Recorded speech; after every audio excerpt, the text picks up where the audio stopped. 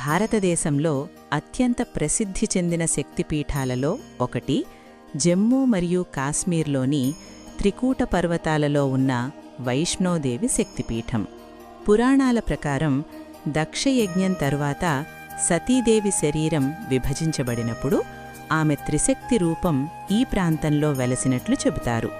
అందువల్ల ఈ స్థలం వైష్ణోదేవి శక్తిపీఠంగా ప్రసిద్ధి చెందింది. వైష్ణోదేవి ఆలయం త్రికూట పర్వతాలలో ఒక గుహలో ఉంది. భక్తులు కత్రా నుండి సుమారు 13 కిలోమీటర్లు నడిచి లేదా ఇతర మార్గాల ద్వారా ఆలయానికి చేరుకుంటారు. ప్రతి సంవత్సరం లక్షలాది మంది భక్తులు ఇక్కడికి వస్తారు.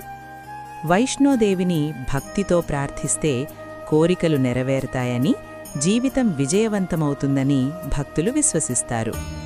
వైష్ణోదేవి ఆలయం త్రికూట పర్వతాల మధ్య ఉన్న ఒక పవిత్ర గుహలో వెలసింది. ఈ గుహలో 3 పిండాలు రూపంలో మహాకాళి, మహాలక్ష్మి, మహాసరస్వతీ దేవతలు దర్శనమిస్తారు. భక్తులు కత్రా నుండి ప్రారంభమయ్యే ఈ యాత్రను ఎంతో భక్తితో పూర్తి చేస్తారు. ఈ మార్గంలో జై మాతాది అనే నినాదాలు ఎప్పటికప్పుడు వినిపిస్తుంటాయి. వైష్ణోదేవి యాత్రలో భైరవనాథ ఆలయాన్ని కూడా దర్శించడం సంప్రదాయం. భైరవనాథ దర్శనం లేకుండా యాత్ర పూర్తి కాదని భక్తులు నమ్ముతారు.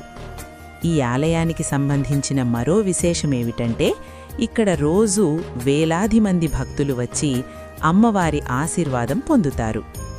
ఈ విధంగా వైష్ణోదేవి శక్తిపీఠం భక్తుల కోరికలను నెరవేర్చే దివ్యక్షేత్రంగా ప్రసిద్ధి చెందింది. ఇదే జమ్మూ మరియు కాశ్మీర్లోని వైష్ణోదేవి శక్తిపీఠం మహిమ. మరిన్ని శక్తిపీఠాల విశేషాల కోసం మా ఛానల్ను సబ్స్క్రైబ్ చేయండి. జై మాతాది.